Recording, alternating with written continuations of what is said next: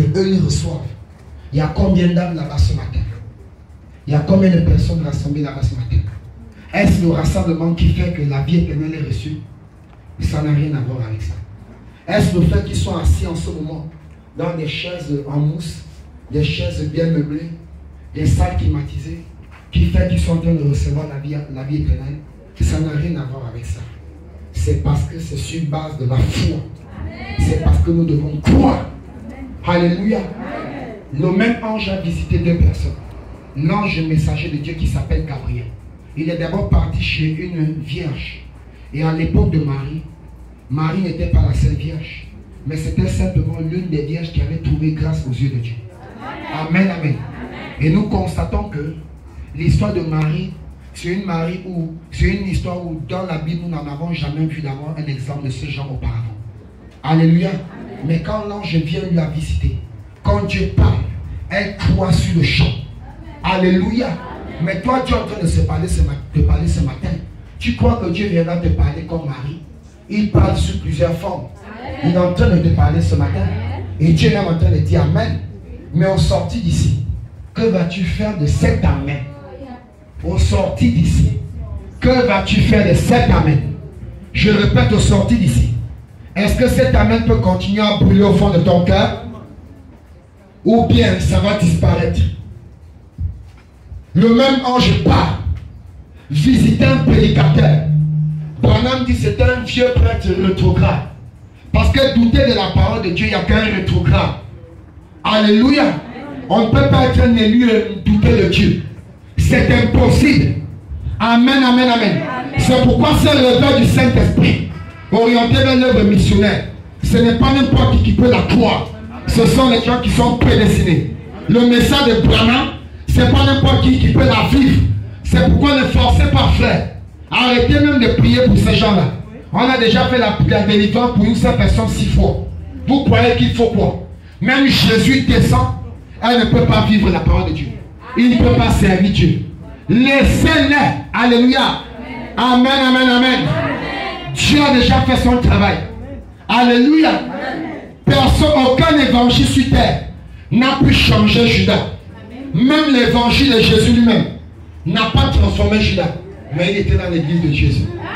La plus grande église du monde, c'est celle de Jésus-Christ. Il n'y a pas une église qui dépasse celle de Jésus. Même s'il n'a eu que 12 membres fidèles. Même pas 12, 11. Parce qu'il y a un qui a montré ses couleurs. Toi aussi, tu vas montrer tes couleurs. Dieu nous a déjà montré.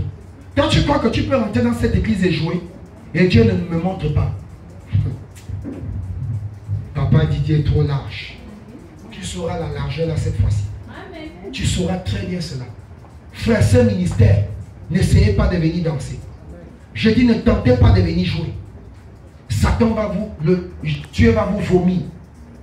Je dis, vous serez mis à nu. Dieu m'a montré. Je marchais avec un ministre il y a quelques jours. Je lui parlais pourtant de ça.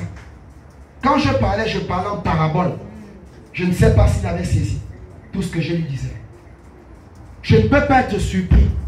Je suis déjà averti de tout. Alléluia. Et je connais qui est qui. Toi qui viens pour les prophéties, Dieu a déjà tiré ton verdict. Toi qui viens pour la guérison seulement, Dieu a déjà tiré ton sort. Toi qui viens pour le mariage, Dieu aussi connaît déjà.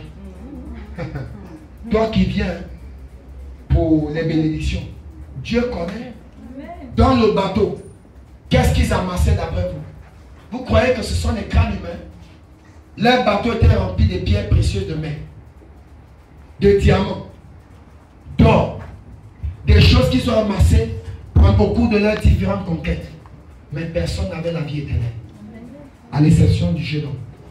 À quoi te serviraient toutes ces choses si ton âme est perdue? À quoi te servirait de l'argent si tu ne peux pas payer ta dîme? À quoi te servirait le mariage si tu ne peux pas procréer et faire des enfants? Si tu ne peux plus servir Dieu parce que je me suis marié. Le mariage que c'est Dieu qui t'a donné, il te dit de t'asseoir à la maison et de ne plus aller à l'église. Crois-tu vraiment ça? Frère, sœur, c'est Satan qui est venu te parler. Alléluia. Parce que Dieu aime sa parole. Alléluia. Et les enfants de Dieu se nourrissent de la parole de... Est-ce qu'on peut pousser les cris d'acclamation?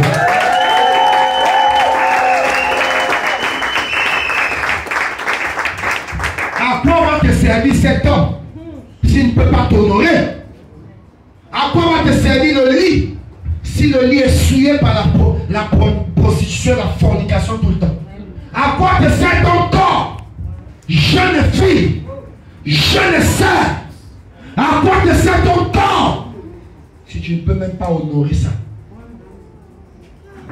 Et demander à cet homme d'honorer ton corps. Un dépotoir de poubelle et de souillure. Et vous vous dites enfant de Dieu, la fille de papa Didier, tu n'es pas ma fille. Va chercher ton père ailleurs. C'est pas dans cette église. Oui, ça me fait mal. Je dois exprimer ce que je ressens. J'ai mal au cœur. Après les jeunes, en 2020, je me prie de ma femme, je me prie de mes enfants, je passe ma vie à prier, à jeûner. Il ne veut pas servir Dieu, il ne veut pas vivre la parole de Dieu. J'ai mal au cœur. Et ils volent même encore Dieu. Le bureau n'est pas encore fermé. Ça attend le compte plaqué. Ne faites pas. Moi aussi, je ne reçois plus les gens. Jusqu'à ce que vous me donnez un bureau. Honte à moi, pasteur du message, avec autant de personnes. Me fabriquer un bureau, même en compte plaqué, vous dépasse. Si je demande à un bureau en brique avec la clim, comme d'autres hommes de Dieu, vous allez le faire quand? Vous le faites pour un homme ou vous le faites pour Dieu? Vous êtes sûr que c'est l'argent qui vous manque? Vous n'avez donc encore rien compris. Comment il faut être béni. Vous donnez pour Dieu, vous comptez. Les dîmes que vous payez ici, les ministres, ils sont là. Yes. Lui là, lui. C'est pas devant vous ici. Tout est parti où? C'est pas dans les travaux là. Mais pourtant, Branham dit que ce n'est pas en ordre. Le pasteur ne devrait pas le faire. Là, vos bénédictions sont bloquées parce qu'il le fait. Vous le faites souffrir. Et Dieu est triste.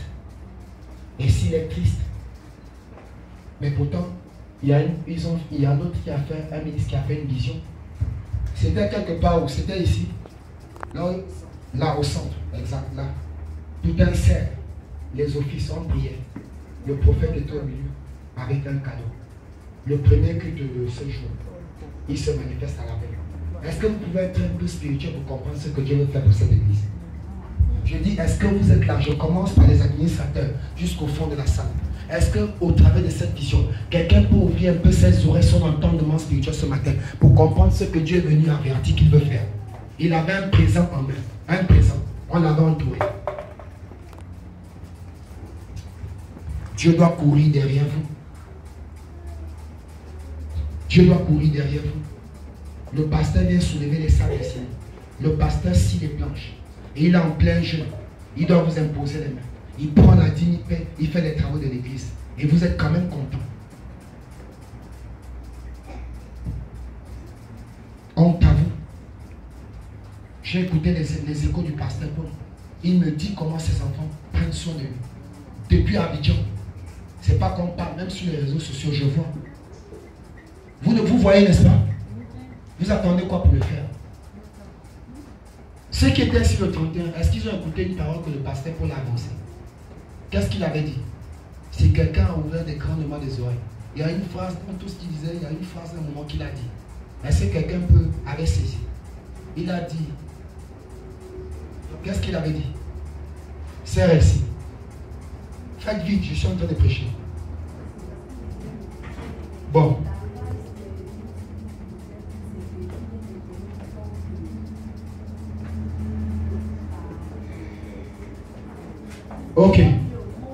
Ok. Prends Dieu. Il a dit ceci. Quand Dieu va constater que vous êtes en train de mépriser son don, et quand il va enlever ce don d'ici, vous allez pleurer amèrement. Et vous n'aurez plus un don comme ça. Parce que là où il va l'envoyer, ce sera très loin de vous. Et les gens vont honorer ce don là-bas. Et vous allez seulement entendre les échos. C'est ce qu'il vous avait dit. Continuez à jouer. Lisons la parole de Dieu. On fait les travaux. Les administrateurs ne sont pas là pour suivre les travaux. Il n'y a que quelques ministres qui sont ici avec moi. On fait les travaux.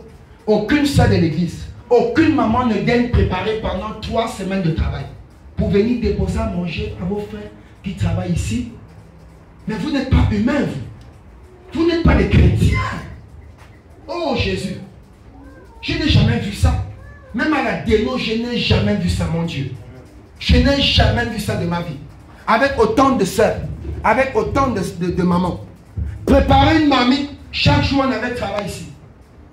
Venir déposer pour que les enfants de Dieu mangent. Ceux qui ont passé toute la journée à travailler. Et quand on terminait, on bâclait vers les 18h, on partait dans une cellule prier, prêcher.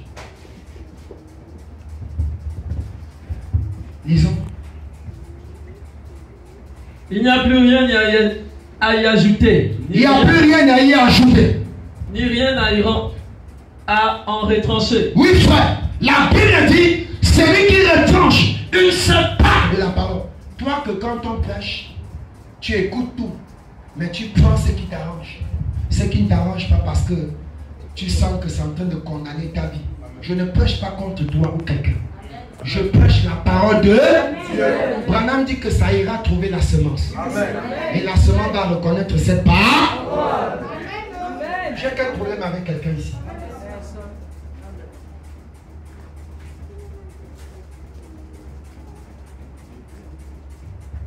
C'est exactement tel que ça doit être.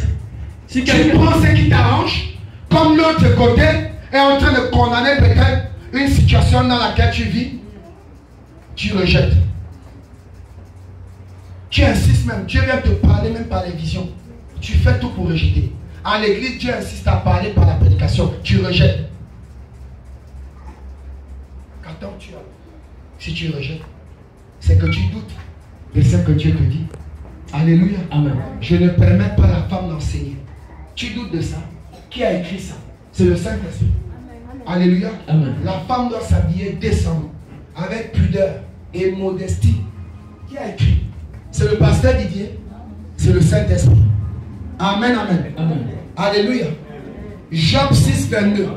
Vous servirez Dieu avec vos pieds, avec tout ce que je vous ai donné, moi, Dieu.